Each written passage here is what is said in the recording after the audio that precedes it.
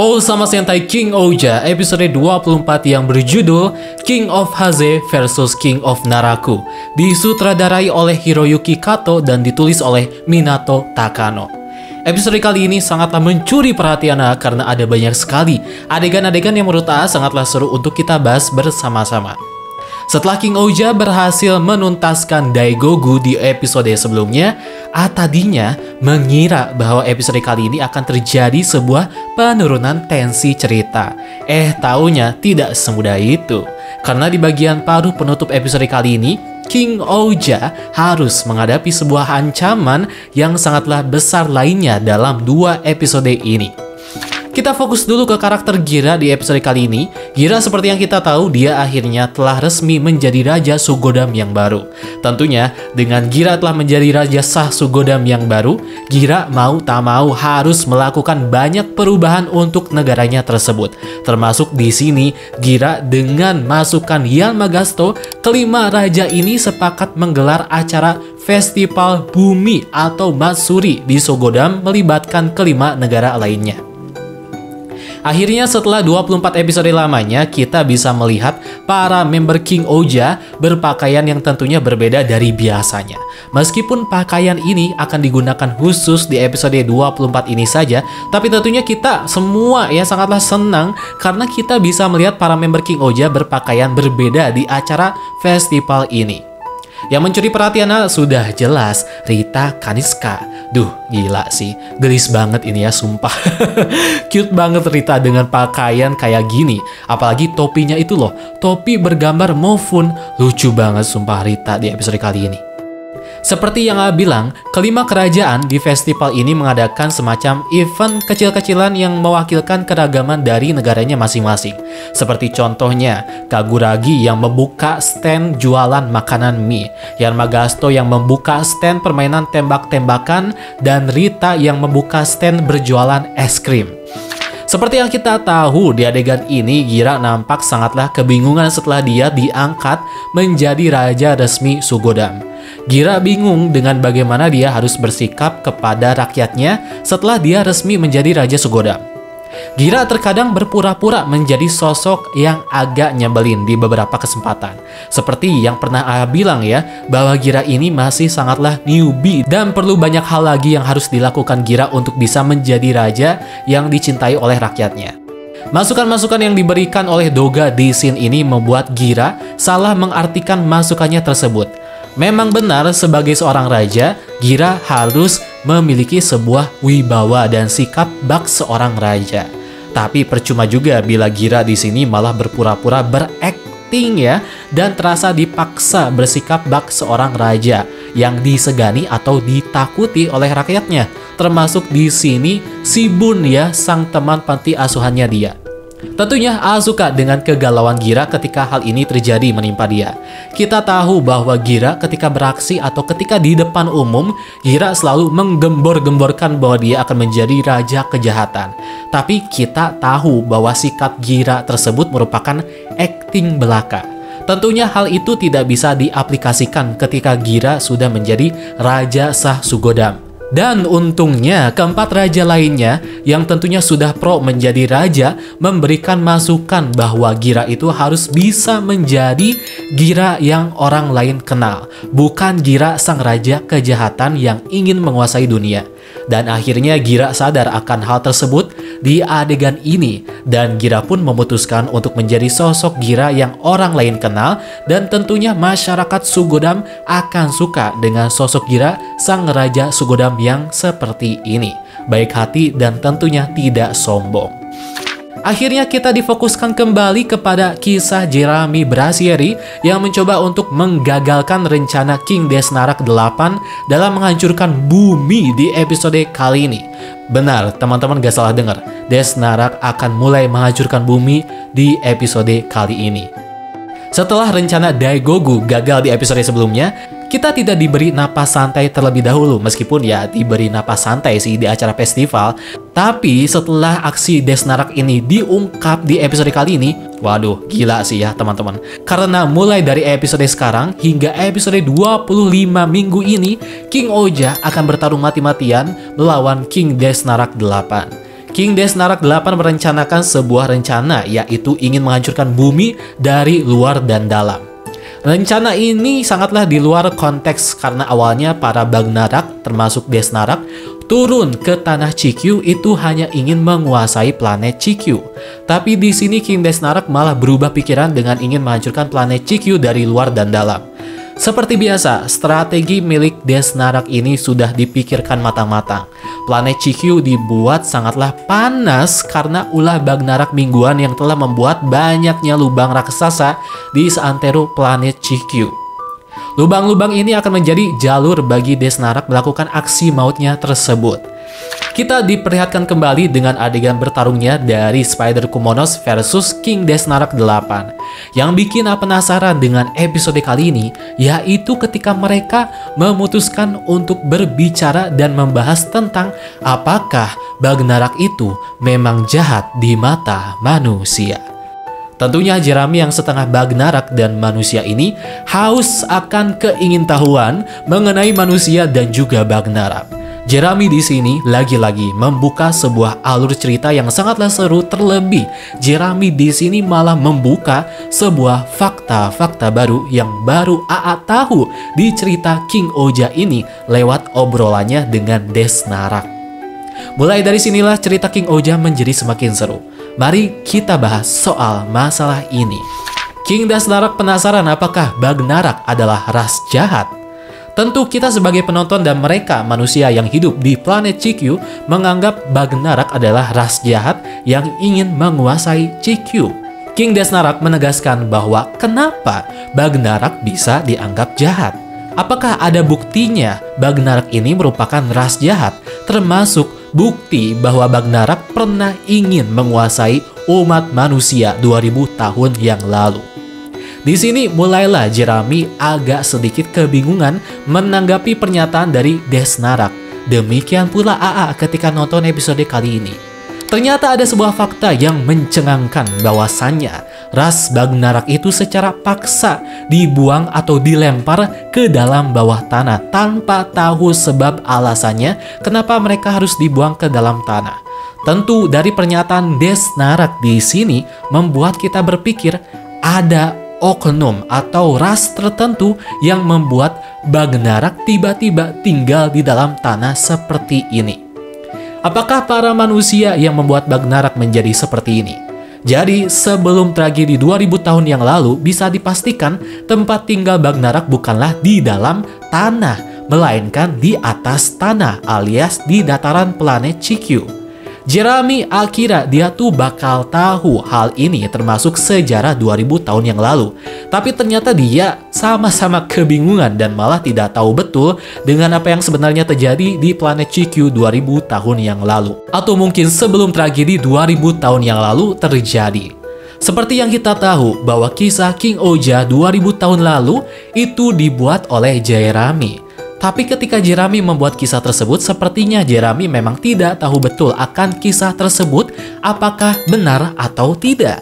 Atau justru bisa saja kisah cerita legenda King Oja yang membasmi Bagnarak 2000 tahun yang lalu semuanya hanyalah kisah karangan yang dibuat oleh para pemenang atau oknum tertentu. Jerami ketika tragedi 2000 tahun lalu terjadi, Jerami tentunya belum lahir ke planet Cikyu. Mungkin setelah tragedi tersebut selesai, Jerami tentunya telah lahir dan bisa saja Jerami ketika waktu kecil itu dicekoki banyak fakta-fakta yang terjadi dari kedua orang tuanya yang tentunya mereka telah menjadi saksi atas tragedi 2000 tahun yang lalu. Jadi wajar Jerami bingung dan malah ingin mengetahui lebih dalam tentang tragedi 2000 tahun yang lalu di adegan ini ketika berbicara dengan Desnarak. Karena mungkin saja Jerami sendiri selama dia hidup di Cikyu, dia hanya bisa menuliskan dan membeberkan kisah legenda King Oja lewat mungkin saja lingkungannya, dan tentunya kedua orang tuanya, yang yakin kedua orang tua dari Jeremy pasti sangatlah tahu dengan apa yang sebenarnya terjadi 2000 tahun lalu. Tapi kedua orang tua Jeremy juga bisa saja menyembunyikan kisah-kisah atau fakta-fakta tersebut dan justru membeberkan kisah atau fakta-fakta palsu kepada Jeremy ketika kecil. A bisa menangkap sejauh ini bahwa bisa saja Bagnarak sebelum tragedi tersebut terjadi itu memang telah hidup damai berdampingan dengan para manusia di planet Chikyu. A yakin ada oknum tertentu yang memecah belah perpecahan antara manusia dan Bagnarak yang telah hidup damai ini, yang berakibat kedua kubu ini saling berperang satu sama lain. Maka dari itu, Desnarak membantah akan tuduhan dari Jeremy di adegan ini, karena Desnarak atau Bagnarak sendiri tidak tahu kenapa mereka dituduh seperti itu. Mereka seakan-akan menjadi korban fitnah di sini. Jadi apakah semua ini karena ulah manusia? Belum tentu juga, karena lagi-lagi seperti yang A bilang, bisa saja ada oknum tertentu yang membuat semuanya menjadi seperti ini. Gila sih. A jujur ya, malah pusing ketika mendengar hal-hal ini. Dan tentunya A semakin penasaran dengan apa sih yang sebenarnya terjadi menimpa 2000 tahun yang lalu di King Oja ini atau di planet Chikyu. Coba menurut kalian kira-kira apa yang sebenarnya terjadi menimpa 2000 tahun yang lalu di planet Chikyu ini? Tapi izinkan AA membeberkan atau memberikan sebuah teori yang sangatlah menarik ya. Apakah benar manusia dan Bagnarak 2000 tahun lalu atau sebelum 2000 tahun lalu memang hidup berdampingan di bumi? Atau justru AA berpikiran bahwa planet Chikyu sebelum tragedi tersebut terjadi atau mungkin jauh ribuan tahun yang lalu, planet Chikyu ini awalnya dihuni oleh para Bagnarak. Jadi bisa saja ras manusialah yang tiba-tiba datang ke planet Chikyu sekaligus menjadi penghuni ras utama di planet Chikyu dengan mengusir keberadaan ras Bagnarak yang sudah ada ribuan tahun lamanya. Kenapa bisa berpikiran seperti ini? Jadi, ada satu gambar ofisial dari Toei yang memperlihatkan ukiran kisah sejarah 2000 tahun lalu dari King Oja. Kita bisa lihat di gambar ini adalah kisah dari tragedi peperangan 2000 tahun lalu. Tapi kalian bisa lihat di gambar di bawah ini, paling pojok bawah, ada sebuah planet yang mirip sekali dengan bumi yang terpajang di sini. Tentu ini bukanlah planet Chikyu alias planet yang King Oja tinggali, karena planet Chikyu sudah tergambar di bagian atas di gambar ini. Planet ini berwarna biru dan hijau sama seperti planet bumi. Sangat disayangkan ya, gambar bumi di sini itu terpotong. Toei sepertinya memang sengaja ya memotong gambar lanjutan di bawah ini, karena yakin gambar lanjutannya ini akan menjadi sebuah gambar yang mengisahkan kisah King Oja di episode ke depan. Jadi apakah setelah berurusan dengan Bagnarak, King Oja akan pergi ke sebuah planet yang bernama tentunya planet bumi yang kita kenal saat ini? Maka dari itu, di bulan depan katanya menurut rumor, King Oja akan berkolaborasi dengan Kyoryuger. Tentunya sangat tidak masuk akal Kyoryuger tiba-tiba bisa berada di planet Chikyu yang notabene merupakan planet isekai alias bukan planet bumi yang kita kenal. Jadi lebih masuk akal King Oja lah yang akan pergi ke planet bumi demi berkolaborasi dan membuka cerita baru dengan para Kyoryuger. Atau justru seperti yang A teorikan, bisa saja planet bumi ini memang merupakan planet tempat tinggal asal para manusia yang ada di planet Chikyu. Jadi bukan planet Chikyu tempat tinggal asli para manusia ini, tapi planet bumi yang ada di gambar ini yang merupakan tempat tinggal asal dari para manusia. Entah kenapa manusia bisa berinvasi ke planet Chikyu. Bisa saja di planet bumi telah terjadi suatu hal yang membuat para manusia harus memutuskan pindah ke sebuah planet. Dan menetaplah mereka di planet Chikyu yang dimana planet ini telah dihuni oleh para Bagnarak. Dan dimulai dari sinilah konflik besar terjadi antara manusia dan Bagnarak. Menarik banget kan teori dari A? Tapi lagi-lagi itu semua hanya teori dari AA. Jadi gimana nih menurut kalian semua? Apakah kalian semua punya teori yang menarik? Silahkan komen di kolom komentar di bawah. Tentu tragedi 2000 tahun yang lalu ini ada sangkut pautnya dengan pria berjubah hitam. AA yakin ini orang ada sangkut pautnya dengan tragedi 2000 tahun yang lalu. Terlebih, ini orang telah menjadi dalang tragedi amarah dewa 15 tahun yang lalu. Semakin menarik ya cerita King Oja. Gokil sih King Oja. Bagnarak yang beraksi di minggu ini mencoba mengacaukan Tanah Sugodam. Ada satu momen yang bikin ngakak, yaitu ketika King Oja ekstrim melakukan aksi memancing untuk mendapatkan Bagnarak udang keluar dari dalam tanah. Gila, ini King Oja gak mau kalah ya dengan Blazar nih teman-teman dalam urusan mancing seperti ini. Ngakak ya. Singkatnya, di bagian penutup episode kali ini, King Desnarak turun tangan lalu bertarung dengan para King Oja. Terlihat Jerami hanya bisa diam terpaku menyaksikan King Oja yang sedang bertarung dengan Desnarak. Ternyata Jerami diam seperti ini bukan tanpa alasan. Jerami di sini sedang berpikir dan merasa bersalah atas perbuatan dia selama ini. Dia merasa bersalah karena dia telah menulis kisah legenda King Oja 2000 tahun yang lalu yang membuat Bagnarak sekarang menjadi menderita seperti ini, seperti yang dikatakan Desnarak. Ini gila sih. Setelah momen galau gira ketika pesta acara 5 kerajaan, sekarang di ending episode 24 ini kita diperlihatkan dengan kegalauan dari Jerami Brazieri yang melihat fakta bahwa Bagnarak memang seakan-akan difitnah oleh ras manusia. A juga baru sadar kenapa Bagnarak sangatlah benci kepada manusia, karena mereka selama 2000 tahun ini mereka selalu hidup dalam kesengsaraan dan juga ketidaktahuan akan yang sebenarnya terjadi. Benar seperti yang Desnarak bilang, Bagnarak selalu kena getahnya dan selalu mendapatkan banyak hal negatif dari manusia yang bahkan Bagnarak sendiri tidak tahu dan mungkin saja Bagnarak bukan pelakunya. Jadi wajar sih Bagnarak bisa benci seperti ini kepada manusia hingga Desnarak sampai tak segan-segan ingin menghancurkan planet Cikyu.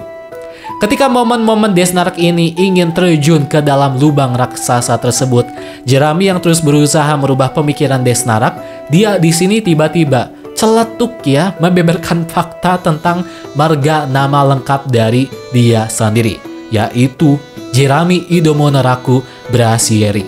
Dari marga Idomonoraku sudah bisa kita tangkap ya bahwa Jerami bisa saja adalah salah satu anggota alias satu keluarga dari marga Naraku, satu darah dengan King Desnarak 8. Jadi apakah ibu dari Jerami merupakan salah satu keluarga atau saudara dari King Desnarak 8?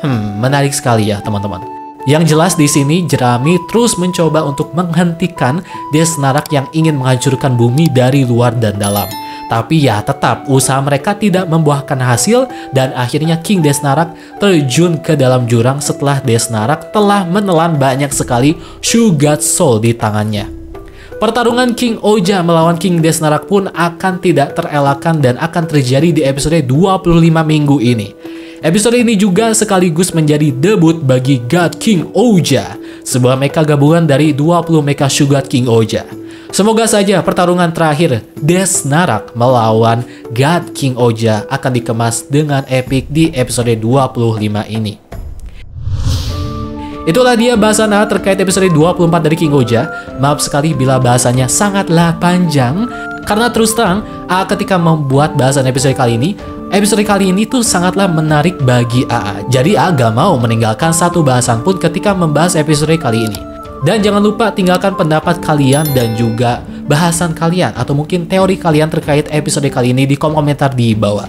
Terima kasih yang sudah menonton dan sampai jumpa di video bahasan selanjutnya.